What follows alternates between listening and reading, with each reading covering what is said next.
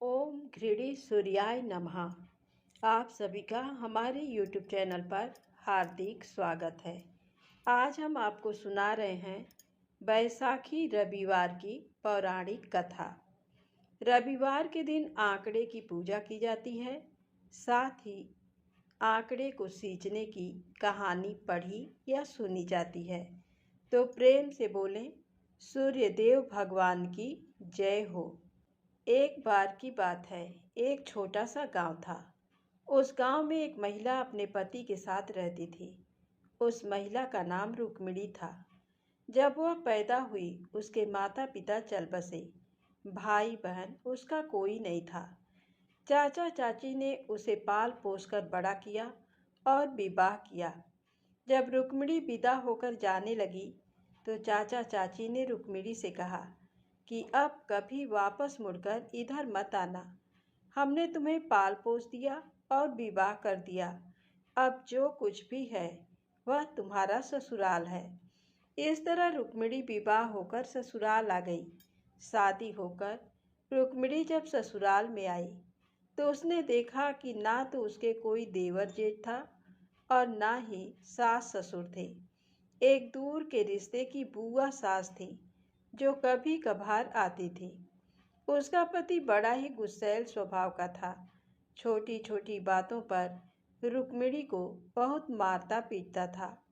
रुक्मिणी ने इसे अपना भाग्य मान लिया और मन ही मन सोचने लगी कि मेरा बचपन बड़ा ही दुख में बीता।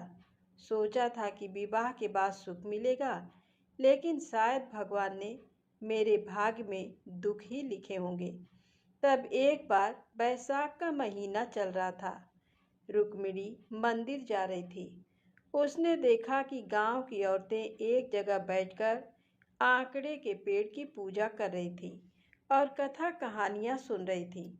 रुक्मिणी उनके पास गई और पूछने लगी कि हे बहनों, आप सब ये क्या कर रहे हो? कौन से देवता की पूजा कर रहे हो और कौन सा व्रत उपवास कर रहे हो और इस व्रत को करने से क्या फल मिलता है? तो गांव की औरतें बोली कि बहू, बैसाख का महीना चल रहा है। आज बैसाखी रविवार है। हमने बैसाख मास के रविवार का व्रत किया है। आज हम आंकड़े के पेड़ की पूजा कर रहे हैं। साथ ही गोबर के सूर्यदेव बनाकर सूर्यदेव भगवान की पूजा कर रहे हैं और कथा कहानियां सुन रहे हैं।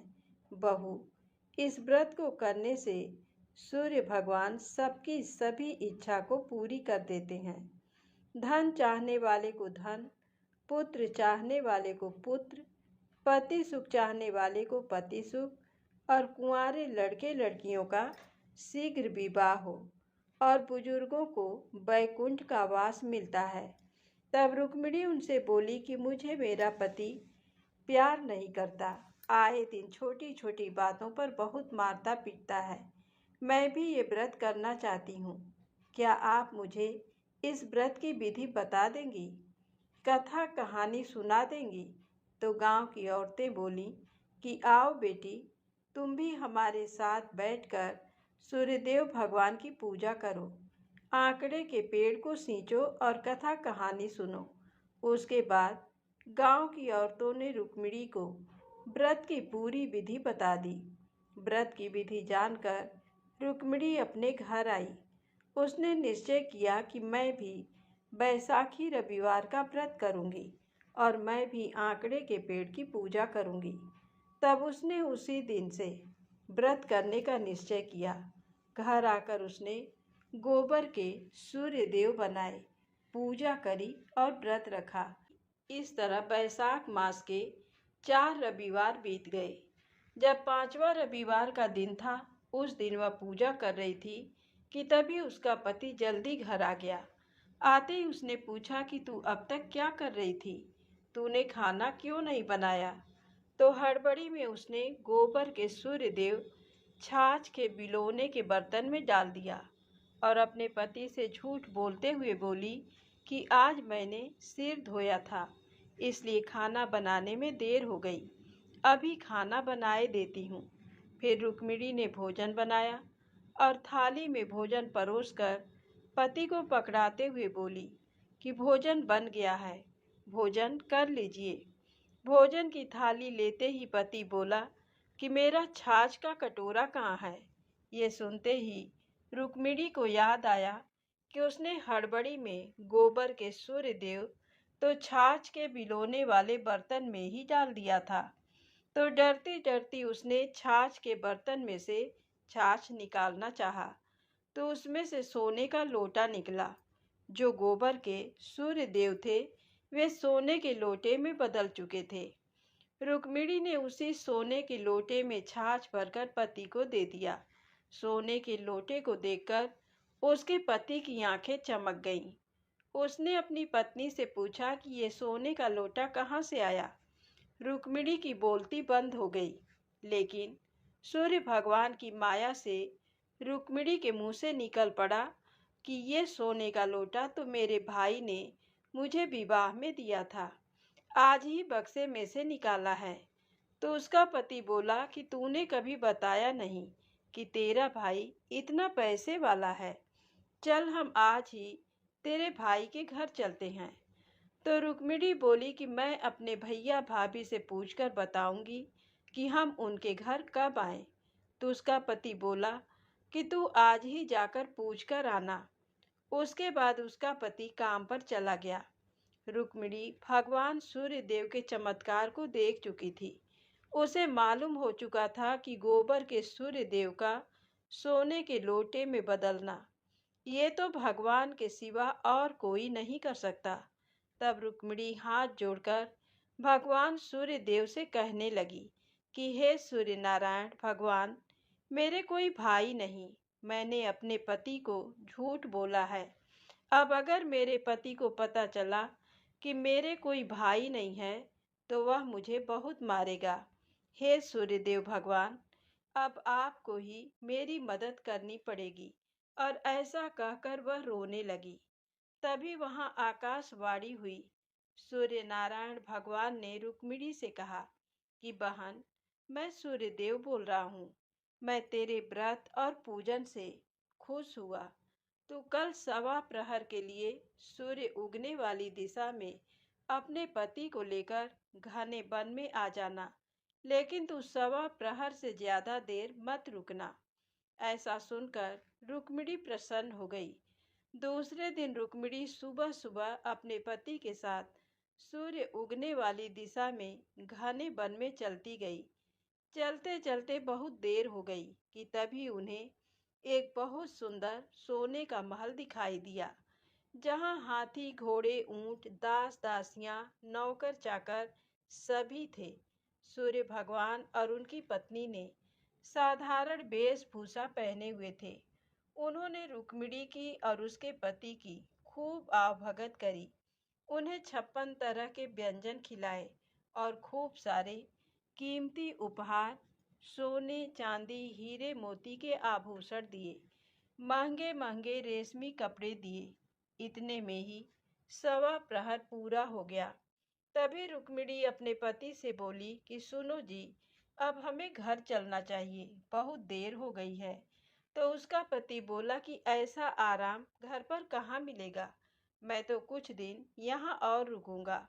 लेकिन रुक्मिणी ने हट पकड़ ली और बोली कि नहीं, हमें आज ही चलना होगा, हम बाद में फिर कभी आ जाएंगे। उसके बाद भगवान ने उन्हें खूब सारा धन गहने आदि देकर रथ में बैठाकर विदा कर दिया। वे रथ में बैठकर घर की ओर चल दिए।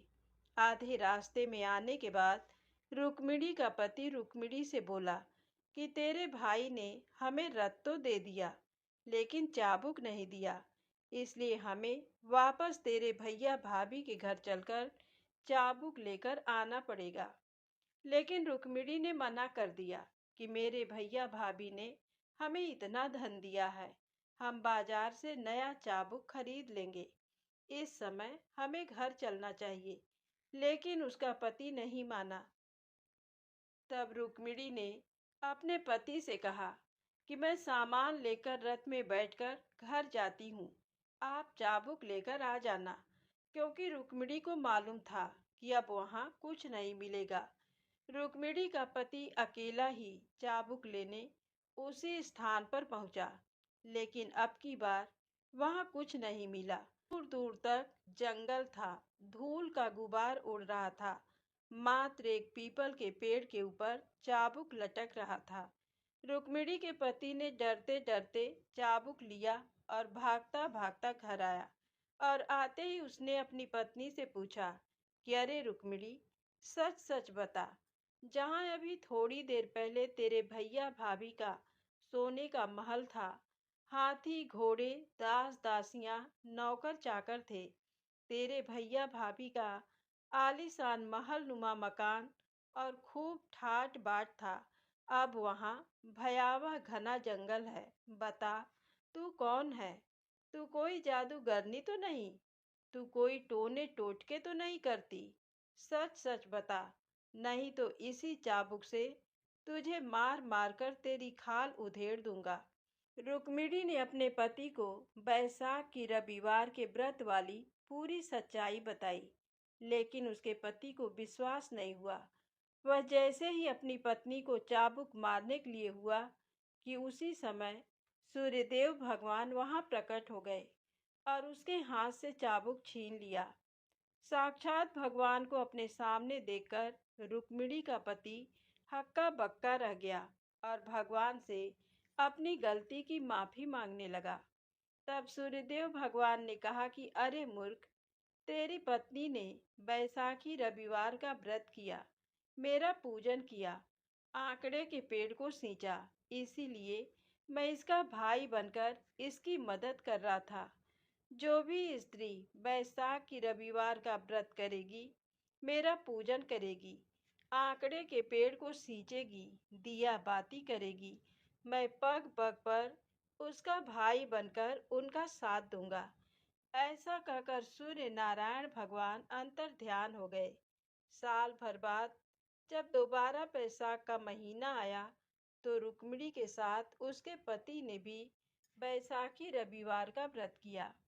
सूर्यदेव भगवान की पूजा करी, आंकड़े के पेड़ की पूजा करी, जिससे उनका घर धन धान्य पुत्र पौत्र सबसे भर गया और वे इस जीवन के समस्त सुखों को भोगकर मरने के बाद बैकुंठ को प्राप्त हुए।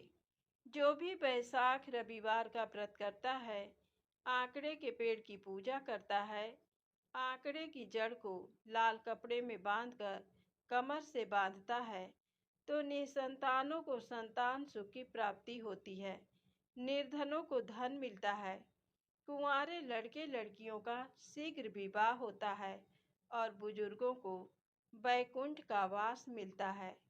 घटती हो तो पूरी हो, पूरी हो तो परवान चढ़े, भूले बिसरे नाम तेरे भंडार में भरे। तो प्रेम से बोले सूर्य देव भगवान की जय हो। अब आइए सुने रविवार व्रत की अगली पौराणिक कथा। एक राजा था, एक रानी। उनके पास सिपाही, घोड़े, दास दासियां, धन दौलत सब कुछ था, सिर्फ उन्हें संतान नहीं थी। इसी कारण राजा रानी बहुत ही दुखी रहते थे। संतान प्राप्ति के लिए उन्होंने हर तरह का दान धर्म, धार्मिक अनुष्ठान, जप मंत्र, व्रत, पूजा पाठ किए, लेकिन कोई फायदा नहीं हुआ। अब राजा रानी दोनों ही बुढ़ापे की ओर बढ़ते गए और गहन सोच में पड़ गए। अब हमारे इतने बड़े राज्य का क्या होगा? कौन बनेगा इस राज्य का वारिस? कौन लेगा प्रजा की जिम्मेदारी? राजा रानी दिन रात इसी चिंता में घुलने लगे। उन्हें खाने पीने की भी सुध नहीं रहती। तो एक सुबह राजा के दरबार में एक साधु महाराज आते हैं। तो दासी जाकर रानी से बताती है। तब रानी दासी से कहती हैं, ये मेरा अंतिम दान धर्म है, इसके बाद मैं अपने हाथों से कोई दान धर्म नहीं करूंगी।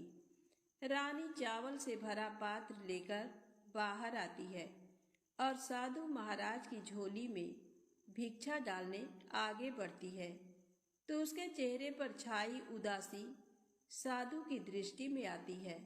वह उससे पूछता है, रानी साहिबा, क्या हुआ? आप क्यों इतनी उदास हैं? तब रानी साधु को सारी हकीकत बताती है और सिसकने लगती है। उस पर वह साधु महाराज कुछ पल गंभीर हो जाते हैं और कहते हैं, चिंता मत करना रानी साहिबा, आपकी संतान की इच्छा पूरी हो जाएगी। आपकी कोख से एक पुत्र जन्म लेगा, लेकिन मात्र वह 14 साल तक ही आप लोगों को मिलेगा। इसके आगे वह इस मृत्यु लोक में नहीं रह पाएगा। इससे बढ़कर आपको कुछ देना मेरे लिए संभव नहीं है। अपनी बात पूरी करके उसने अपनी झोली में हाथ डाला, थोड़ी सी भभूत निकालकर रानी को दी और कहा, आप और महाराज दोनों इसे बांटकर ग्रहण करना, तुम्हें जल्द ही पुत्र प्राप्ति होगी। इतना कहकर साधु महाराज अपनी राह चले गए। उनके जाने के बाद रानी सोचने लगी, 14 साल तो 14 साल ही सही, उतने समय के लिए हमें पुत्र मिलेगा, यही काफी है। उतने साल तक मैं उसे जी जान से बड़ा करूंगी, उसे ढेर सारा प्यार दुलार दूंगी, अपनी संतान की मुराद पूरी करूंगी। उस रात अपना सारा राजकाज खत्म करके राजा जब रानी के महल में गए तो रानी ने राजा को सारी बात बताई और साधु महाराज की दी हुई भभूत राजा को दिखाकर बोली, साधु महाराज ने ये भभूत हम दोनों को ग्रहण करने को कहा है। तब राजा बोले, इतना दान धर्म किया, जब तब किया, कोई फल नहीं मिला। अब इस भभूत से हमें संतान प्राप्ति होगी क्या? उस पर रानी बोली, जब इतना सब कुछ किया तो अब ये भी सही, खामख्वाह उस साधु के क्रोध को क्यों बुलावा दें। राजा को अब किसी पर विश्वास नहीं था, लेकिन पत्नी को दुख न पहुंचे इसलिए वह राजी हो गए।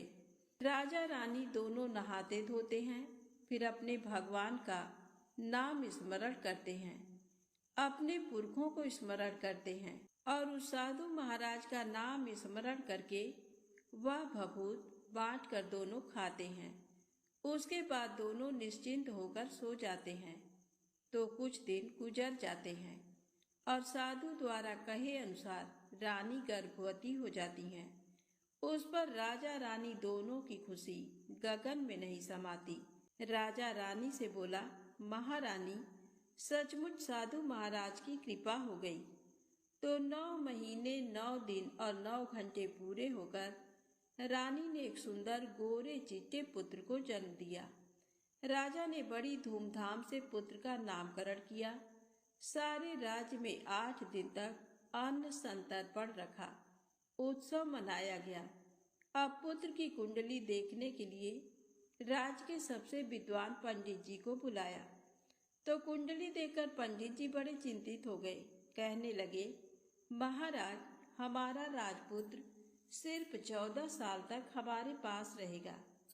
राजा को इस बात की भनक थी ही, रानी को भी साधु महाराज की बात याद थी।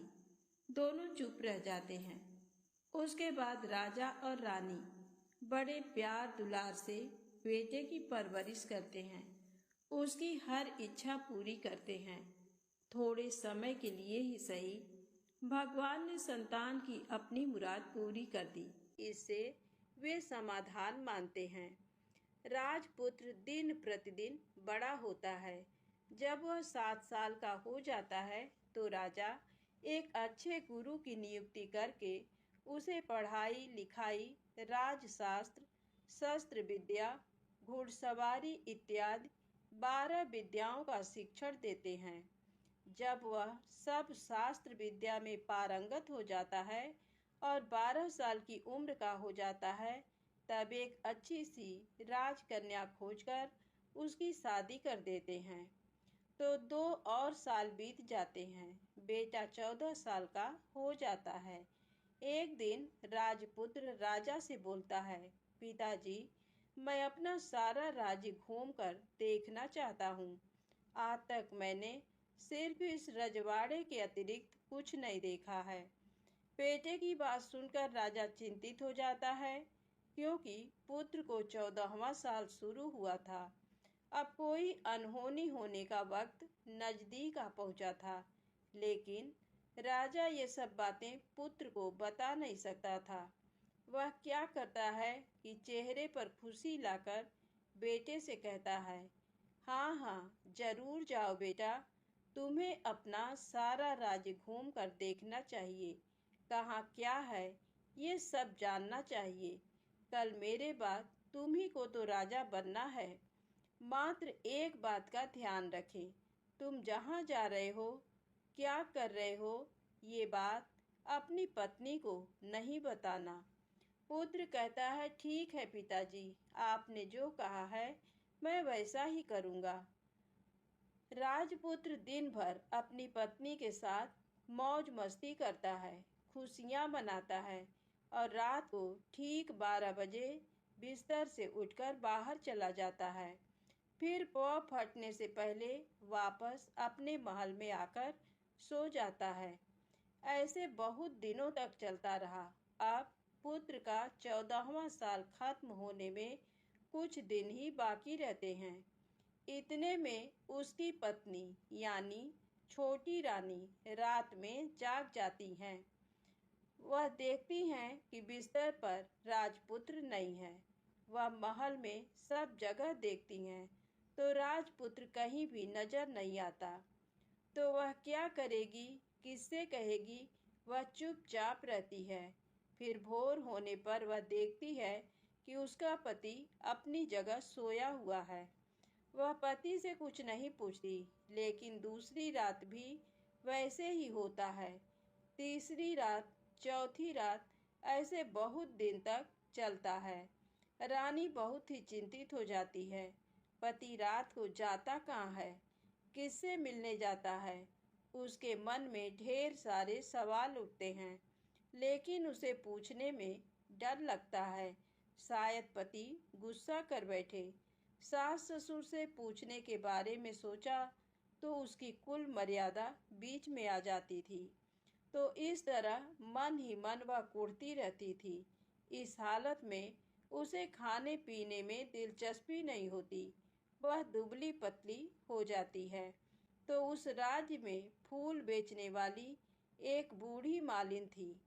वह हमेशा छोटी रानी को फूल देने उसके महल में आती थी। उस बुढ़िया का ध्यान छोटी रानी पर जाता है। वह उससे पूछती है, बेटी, तुम्हें किस बात का दुख है? तुम इस तरह सूखकर कांटा क्यों बनी हो? उस पर रानी कहती है, क्या बताऊं तुम्हें अम्मा, तुम्हारा राजपुत्र हर रात बिस्तर पर से उठकर कहीं चला जाता है और सुबह भोर होते ही वापस आकर सोता है। वह कहाँ जाता है? प्रेमिका से मिलने जाता है क्या? ये सोच सोचकर मैं अन्न जल ग्रहण नहीं कर पाती और सूख सूख कर इस तरह कांटा बन गई हूँ। बुढ़िया सब बात सुनकर उसे एक उपाय बताती है। तो बेटी ऐसा करना, आज रात तुम सोना मत। उसके पीछे जाकर देखना कि वह कहाँ जाता है, क्या करता है। उसकी अच्छी तरह से पहरेदारी करना। पर मुझे नींद आ गई तो? तुम्हें नींद ना आए इसलिए एक काम करना, अपने बाएं हाथ की उंगली में एक जख्म करना, उस पर थोड़ी सी मिर्च छिड़कना। उससे तुम्हें बड़ी जलन होगी और उस पीड़ा से तुम्हें रात भर नींद नहीं आएगी। रानी बुढ़िया के कहे अनुसार करती हैं। उंगली की जलन से उसे बड़ी देर तक नींद नहीं आती, लेकिन बाद में वह सो जाती है। दूसरे दिन सुबह बुढ़िया फूल लेकर उसके महल में पहुंचती है और पूछती है, क्या हुआ बेटी, देख पाई? पति कहाँ जाता है? रानी कहती है, नहीं अम्मा, पहले कुछ समय जलन के कारण मुझे नींद नहीं आई, पर कुछ देर पश्चात मैं सो गई। बुढ़िया कहती है, कोई बात नहीं, तुम उंगली पर पहले से थोड़ा बड़ा जख्म करना और ज्यादा मिर्च लगाना। तो रानी वैसे ही करती है, परंतु वह सिर्फ पति के बिस्तर से उठकर बाहर निकलते वक्त तक जाग पाई। वह उसके पीछे नहीं जा सकी, क्योंकि उसकी आंखें उस समय तक मूंद गई थी। दूसरे दिन सुबह बुढ़िया आती है तो उसने पूछने से पहले ही रानी रो कर कहती है, अम्मा, मैं आज भी उनकी पहरेदारी ठीक तरह नहीं कर पाई। बुढ़िया कहती है, रोना नहीं बेटी, सब कुछ ठीक हो जाएगा। तुम आज रात जख्म और बड़ा करना और उस पर ज्यादा मिर्च छिड़कना, और एक काम करना, वह जब जाने के लिए निकलता है तो उसका रास्ता रोकना। बुढ़िया ने जैसा बताया रानी वैसा ही करती है। आज रात उसे नींद नहीं आती। पति रात 12 बजे बिस्तर से उठकर जब महल से निकलने के लिए चलने लगता है तो वह बुढ़िया ने जैसे बताया वैसे ही करती है। दौड़ कर जाकर पति का रास्ता रोकती है और कहती है, कहाँ जा रहे हो? किससे मिलने जा रहे हो? मुझे बताओ। राजपुत्र उसे समझाने की बहुत कोशिश करता है। देखो, अगर मैंने तुम्हें वह बताया तो मैं तुम्हें दोबारा नहीं मिल पाऊंगा। रानी कहती है, कोई बात नहीं, ना मिल पाओ, लेकिन आप रात के समय कहाँ जाते हो ये मुझे पहले बता दीजिए। राजपुत्र निरुपाय हो जाता है।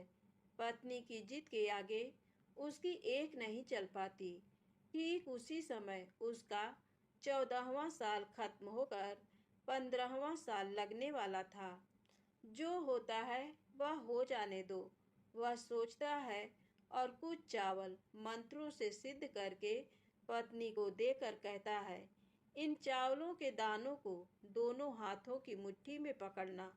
पहले दाएं हाथ में पकड़े चावल मेरे ऊपर फेंकना।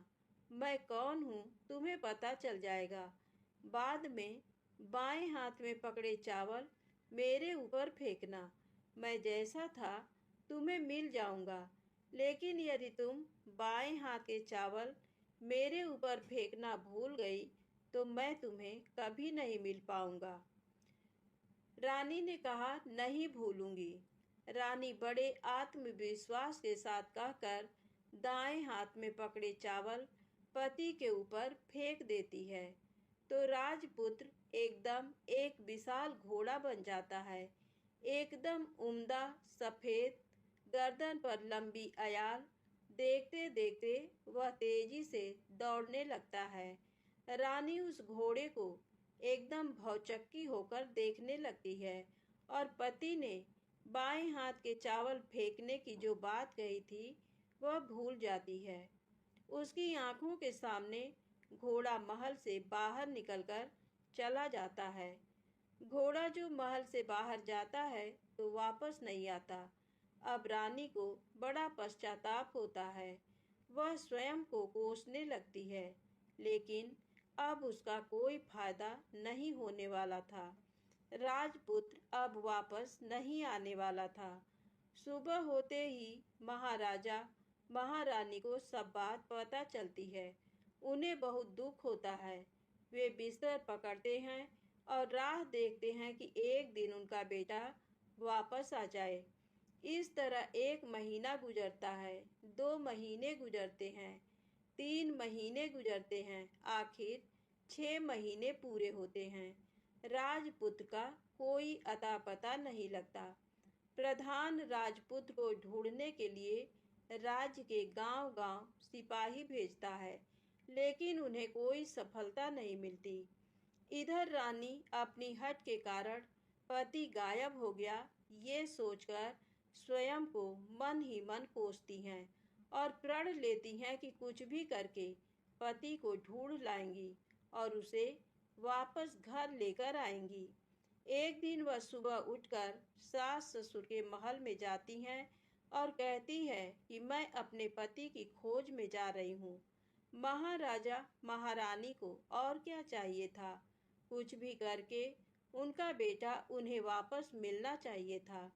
वे बहू को जाने की अनुमति देकर कहने लगे, बेटी, तुम्हें जो चाहे वह करो, जहाँ जाना है वहाँ जाओ, लेकिन हमारे बेटे को वापस लेकर आओ। अब रानी अपना शाही वेश बदलकर एक सेठानी बन जाती है। कुछ दास दासियों को, कुछ नौकरों को साथ ले लिया, कुछ सामान साथ लिया और राज्य की सीमा पर जाकर वहां एक भोजनालय खोल दिया। वहां आने वाले सब यात्रियों को खाना मुफ्त में देने लगी। मात्र एक शर्त रखी कि खाने वाले को उसकी देखी कोई अजीब चीज उसकी मालकिन को यानी राजकन्या को बतानी पड़ेगी। तो वहां आने वाला हर नागरिक अपनी तरफ से मैंने ये देखा, मैंने वह देखा कहकर वहां से मुफ्त खाना खाकर जाता था। परंतु रानी को जो बात चाहिए थी वह अब तक मिली नहीं थी। ऐसे ही कुछ दिन बीत गए तो इधर क्या होता है कि रानी के महल में फूल लेकर जाने वाली बुढ़िया के एक बेटा और बहू थे। उनका एक छोटा बेटा था, यानी बुढ़िया का एक पोता था। तो बेटा और बहू सुबह काम के लिए निकलते थे तो पोते को संभालने की जिम्मेदारी बुढ़िया पर रहती थी। बुढ़िया दिन भर पोते को संभालती थी। एक दिन बुढ़िया को पान खाने की आदत थी, तो पान लगाने के लिए चूना चाहिए था। वह उसे तैयार करने के लिए सीपियां लेकर आई। इन सीपियों को भूनने के लिए गोबर के कंडे चाहिए थे। कंडे इकट्ठा करने के लिए वह बांस की टोकरी लेकर चरवाहे के मैदान में गई। वहां बहुत सारे कंडे थे। उन्हें जमा करते करते उसे घर आने में अंधेरा हो गया। इस ओर शाम होते ही काम से वापस बेटा बहू घर पहुंचे तो देखा कि बच्चा घर पर अकेला है और रो रहा है। वे दोनों गुस्से से लाल पीले हो गए। इतने में बुढ़िया घर आ पहुंची। बेटा ने पूछा, पोते को घर अकेला छोड़कर कहाँ गई थी? बुढ़िया बताने लगी कि मैं गोबर के कंडे इकट्ठे करने गई थी। इस पर बेटा बोला, दोबारा बच्चे को अकेला घर पर छोड़कर यदि कहीं गई तो मैं तुम्हें बहुत पीटूंगा। बुढ़िया कहने लगी, नहीं बेटा, फिर कभी ऐसा नहीं करूंगी। लेकिन दूसरे ही दिन बुढ़िया वह बात भूल गई और फिर चरवाहे के मैदान पर कंडे इकट्ठा करने चली गई। शाम को जब बेटा बहू काम से वापस लौटे तो देखते हैं कि बच्चा घर पर अकेला है और रो रहा है। अब उसके बेटे की सहन शक्ति खत्म होने लगी और बुढ़िया के वापस आने पर उसे घर से निकाल दिया। बुढ़िया रात भर घर के बाहर अंधेरे में बैठी रही और सुबह होते ही हाथ में टोकरी लेकर कंडे इकट्ठा करने के लिए निकल गई। उस दिन उस पर कंडे इकट्ठा करने का मानो पागलपन सवार था। कंडे इकट्ठा करते करते कब अंधेरा छा गया उसे मालूम ही नहीं चला। उसे जब ध्यान आया तो गांव का रास्ता भी ठीक तरह से दिखाई नहीं दे रहा था। वह अंधेरे में आंखें फाड़कर देखती देखती किसी तरह आगे निकल पड़ी। तो होता क्या है कि एक कपिला गाय छन छन की आवाज करते, गले की घंटी बजाते ठुमक कर उस मैदान पर आ गई। उसे देखकर बुढ़िया सोचने लगी कि इस गाय के पीछे पीछे जाऊंगी तो गांव तक पहुंच जाऊंगी। तब बुढ़िया उसके पीछे पीछे जाने लगी। वह गाय क्या करती है कि उस मैदान से लेकर एक एक करके 6 मैदान पार करती है। आखिर में वह 7वें मैदान पर पहुंचती है। तो वहां क्या होता है कि उस मैदान पर एक बड़ा सा पत्थर है। गाय जाकर उस पत्थर को अपना सींग मारती है। सींग मारा तो वह पत्थर दूर हट गया और पाताल में नीचे जाने की सीढ़ियां दिखाई देने लगी। तब वह गाय उन सीढ़ियों से नीचे जाने लगी। बुढ़िया वह सब देखती रही और झट जाकर गाय की पूंछ को पकड़ लिया। पूंछ पकड़कर वह गाय के साथ नीचे पाताल में पहुंच गए। पाताल में पहुंचते ही तुरंत गाय की पूंछ छोड़ दी और इधर उधर देखने लगी। वहीं से बुढ़िया ने देखा कि पाताल में सब जगह जगमगाहट है। दिया दीप जलते हैं और तेज रोशनी गाय के ऊपर पड़ती है और वहां अद्भुत घटनाएं घटने लगी। गाय के नीचे जाते ही उसके गले में अपने आप सांकल पड़ गई और छम छम करके कोई दुधारी में गाय का दूध दूहने लगी।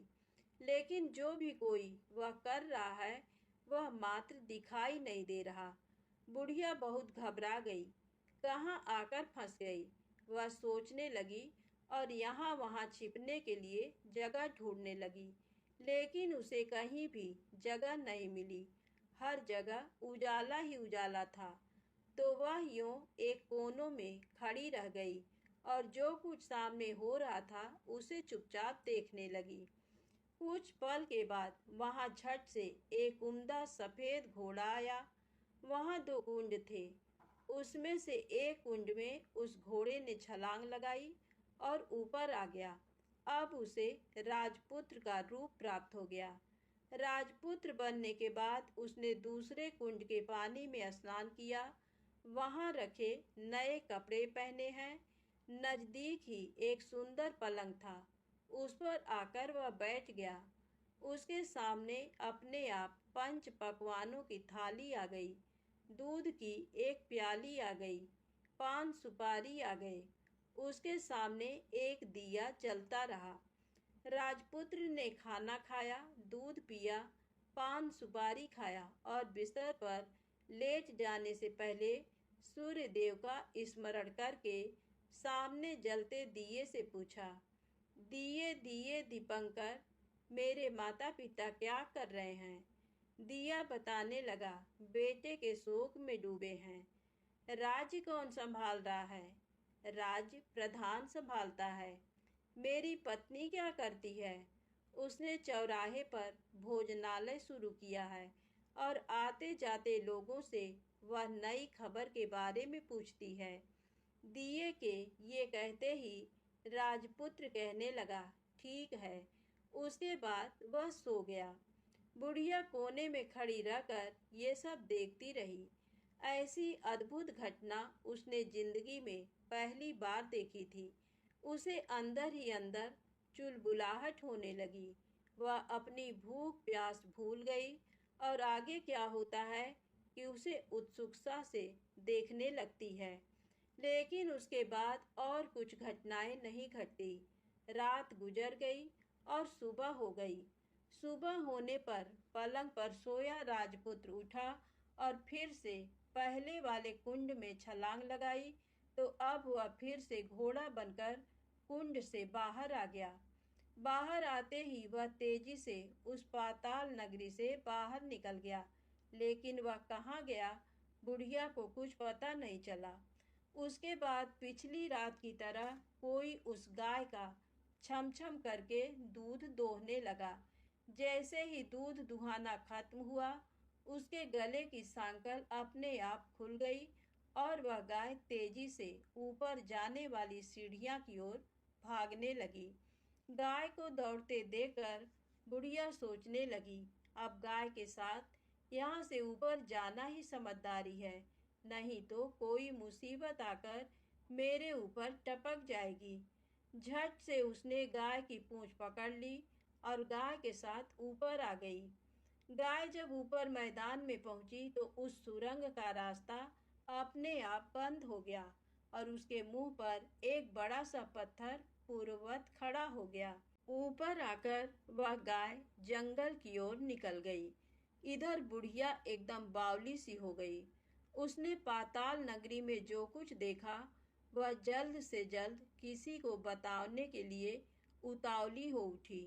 उसे एकदम याद आया कि नगर की सीमा पर कोई औरत भोजनालय चलाती है और नई बात बताने वाले को अच्छा खाना पीना मुफ्त में देती है। वह सोचने लगी कि क्यों न मैं ये बात उस औरत को जाकर बताऊं। यदि उसे ये बात पसंद आ गई तो बाकी जीवन खाने पीने की झंझट से मुक्ति मिलेगी। बुढ़िया ने मन में तय किया और तुरंत उस भोजनालय के द्वार पर टंगे नगाड़े के सामने खड़ी हो गई और जोर जोर से नगाड़ा बजाना शुरू कर दिया। नगाड़े का इस तरह शोर सुनकर मालकिन यानी छोटी रानी मन में प्रसन्न हो जाती हैं कि शायद कोई बड़ी बात लेकर यहाँ आया है।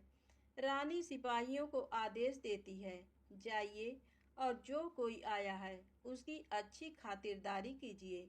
आदेश पाते ही सिपाही नीचे दौड़ गए तो एक बुढ़िया नगाड़ा बजा रही है। उन्होंने पूछा, क्यों री बुढ़िया, क्या हुआ, क्यों नगाड़ा बजा रही हो? बुढ़िया बोली, कुछ नहीं बेटा, यहाँ खाना मिलता है ना, इसलिए आई हूँ। खाना चाहिए, मिलेगा, लेकिन तुझे कोई नई बात बतानी पड़ेगी। हाँ, बताऊंगी। एक बात मालूम है मुझे। इस पर सिपाही उसे अंदर लेकर आए। उनको मालकिन का आदेश था कि जो कोई बूढ़ा बुजुर्ग वहाँ आए उनके साथ अच्छी तरह पेश आना, उनका अच्छा आदर आतिथ्य करना। तो सिपाही ने उस बुढ़िया का भरपूर आदर आतिथ्य किया। उसे बड़ी सी थाली भरकर व्यंजन परोसते हैं। बुढ़िया कुछ दिनों से भूखी थी, वह खाने पर टूट पड़ी। खाना खाने के बाद सिपाही ने उसे नई साड़ी पहनने को दी।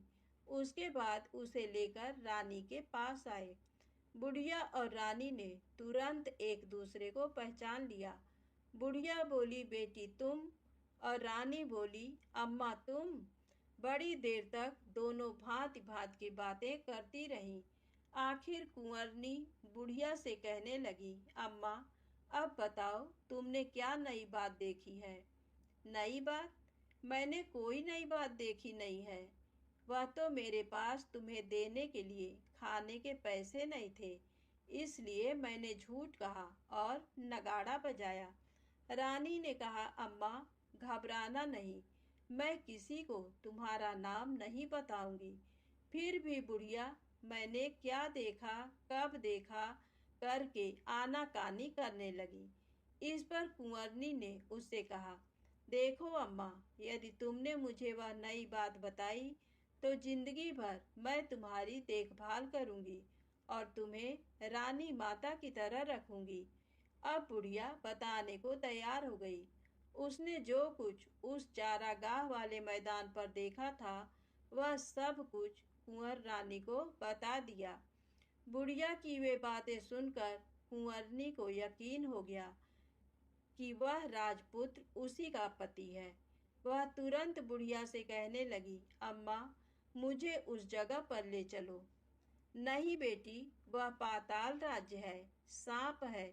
यदि किसी ने तुम्हें देख लिया तो तुम्हारी जान खतरे में पड़ सकती है। लेकिन रानी उसकी एक भी नहीं सुनती। उसे उस जगह ले जाने के लिए हठ करने लगी। आखिर में बुढ़िया ने उसका कहना मान लिया और कहने लगी, ठीक है, मैं तुम्हें वहाँ लेकर चलती हूँ, पर आज नहीं कल। वहाँ जाना है तो शाम को ही जाना होगा। तो दूसरे दिन दोपहर को रानी बुढ़िया के साथ उस मैदान पर गई और एक जगह छुपकर गाय के आने की राह देखने लगी। दिन ढलते ही अंधेरा घेरने लगा और गाय हमेशा की तरह वहां आ गई। मैदान के उस कोने में जाकर उसने पत्थर पर सींग मारा तो झट से पत्थर हटकर वहां सुरंग में जाने का रास्ता खुल गया। गाय उस रास्ते से नीचे उतरने लगी तो बुढ़िया रानी से कहने लगी, जल्दी आगे बढ़ो, हम गाय की पूंछ पकड़कर नीचे उतरेंगे। तो दोनों गाय की पूंछ पकड़कर नीचे उतर गईं। बुढ़िया पहले जिस कोने में छिपी थी उस कोने में छिप गई। अब नीचे सब कुछ पहले जैसा घटित हो रहा था। गाय के गले में अपने आप सांकल पड़ गई। कोई अदृश्य रूप से उसका दूध दूहने लगा। एक सफेद उम्दा घोड़े ने आकर एक कुंड में छलांग लगाई तो राजपुत्र के रूप में ऊपर आया। वह राजपुत्र दूसरे कुंड में नहाने लगा। बाद में उसके सामने खाने की थाली आ गई, दूध की प्याली आ गई, पान बीड़ा आ गया। राजपुत्र सब ग्रहण करके सोने के लिए पलंग पर गया तो सोने से पहले सूर्य देव का स्मरण करके वह दिए से पूछने लगा, दिए दिए दीपंकर, मेरे माता पिता क्या कर रहे हैं? तो दिया कुछ जवाब नहीं देता, बल्कि वह बुझने लगता है। तब राजपुत्र को कुछ अघटित हुआ है इसका संदेह हो गया है। वह उदास हो गया और जो कुछ हुआ है वह हो जाने दो ऐसा सोचकर सोने के लिए बिस्तर पर लेट गया।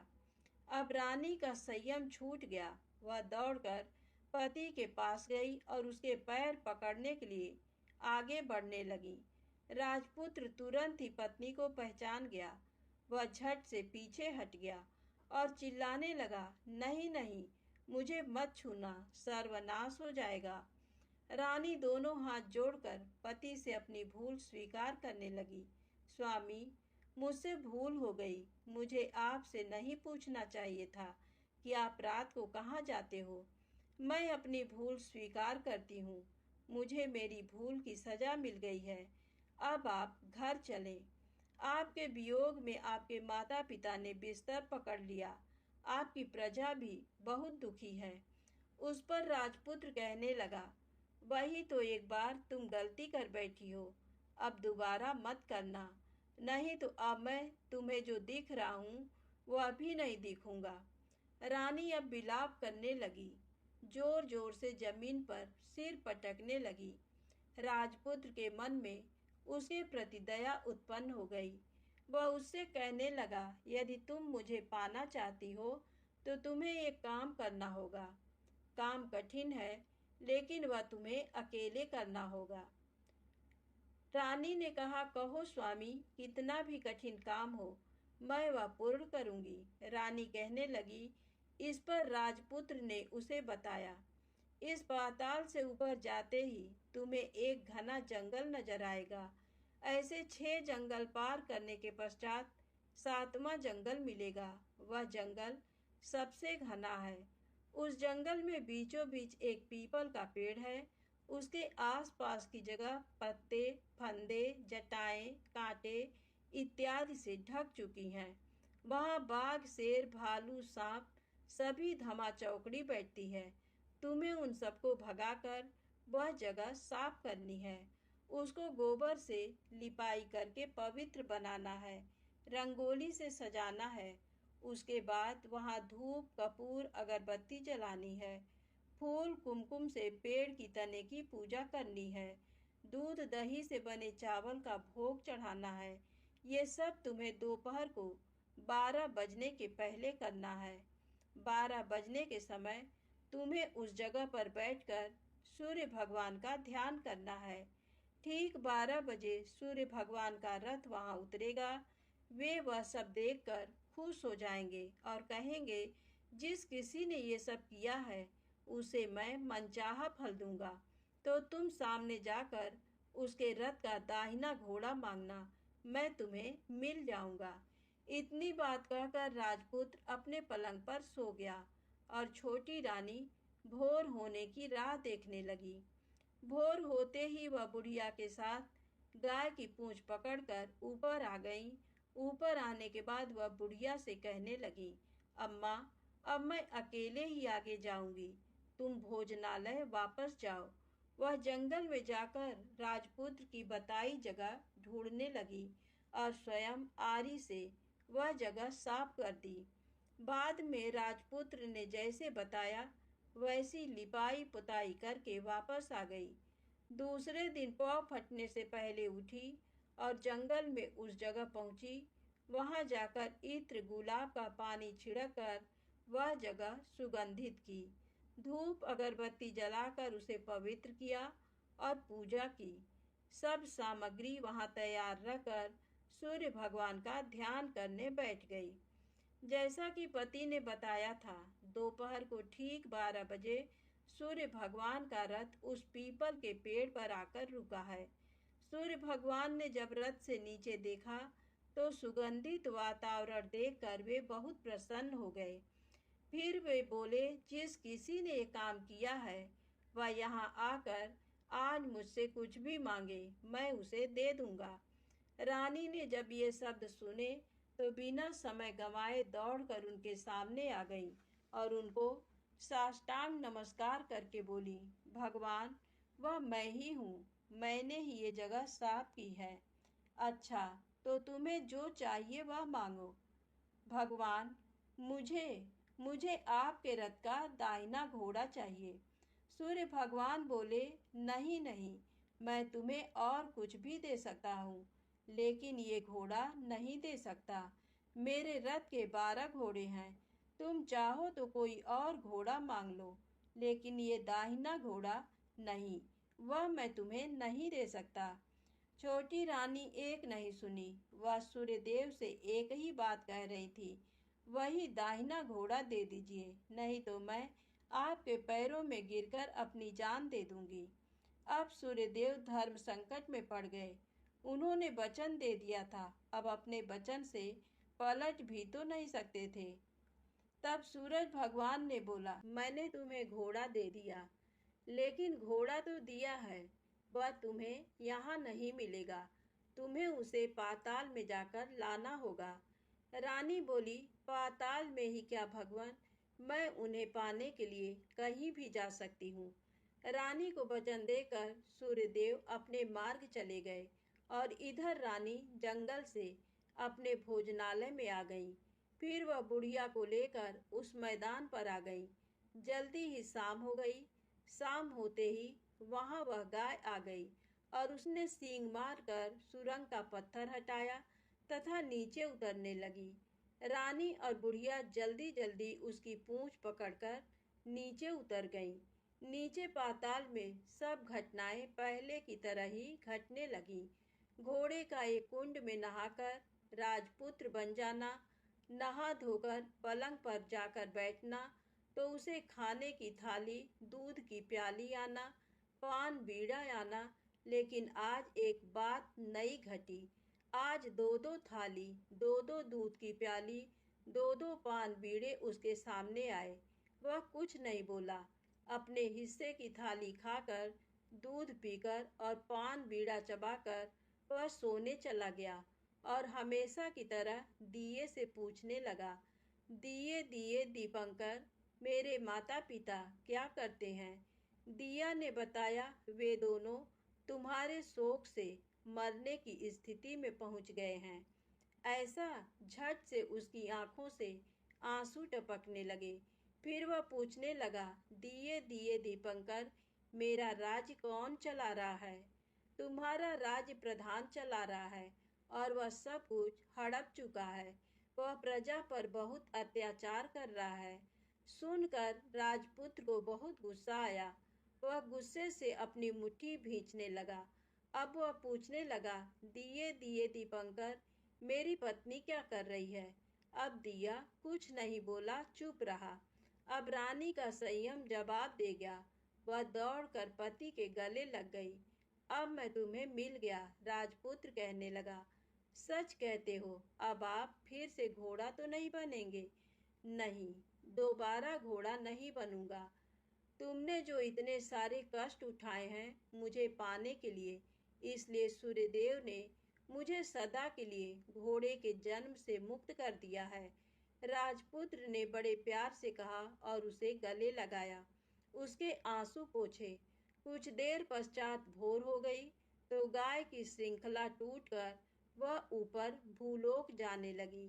रानी, राजपुत्र और बुढ़िया उसकी पूंछ पकड़कर ऊपर आ गए। ऊपर आने पर वे सीधे भोजनालय में पहुंचे। वहां का सब सामान लोगों में बांट दिया और उसको ताला लगाकर अपने राज्य में लौट गए। राजपुत्र वापस आता और उसके तेवर देकर प्रधान घबरा गया। राजपुत्र ने उसे बंदी बनाकर कैद खाने में डाल दिया और राज्य की बागडोर अपने हाथ में ले ली। उसके बाद वह अपने माता पिता को मिलने उनके महल में गया। तब राजपुत्र क्या देखता है कि उसके माता पिता उसके शोक में अस्थिपंजर बने हुए हैं। पुत्र को वापस आया देखकर मरड़ा सन राजा रानी की आंखों से टप टप आंसू बहने लगे। इन दोनों ने पुत्र को गले लगाया, उसे प्यार से सहलाया। इतना होने के बाद उनके सेहत में एकदम सुधार आने लगा। वे अब बिस्तर से उठकर बैठ गए हैं। पुत्र को आशीष देने लगे। राजपुत्र के आने की खबर तुरंत राज्य भर में फैल गई। प्रजा खुशी से फूली नहीं समाई। प्रजाजन राजमहल के सामने इकट्ठे हो गए। राजपुत्र ने भी उन्हें दर्शन दिए और आज से उन्हें कोई दुख नहीं पहुंचाएगा, ऐसा वचन भी दिया। अब राजा अपने पुत्र का राज्याभिषेक करके उसे सिंहासन पर बिठाता है और बहू को महारानी का दर्जा देता है और स्वयं अपनी पत्नी के साथ ईश्वर स्मरण करते खुशी से दिन बिताता है। महाराजा बना राजपुत्र अच्छी तरह से राज्य चलाने लगा और अपनी पत्नी के साथ सुख शांति से जीवन बिताने लगा। उस बुढ़िया को रानी ने अपने पास ही रख लिया, उसकी अच्छी तरह से देखभाल करने लगी। बुढ़िया और उसके बुढ़ापे के दिन खुशी से गुजरने लगे। प्रेम से बोले सूरज भगवान की जय हो।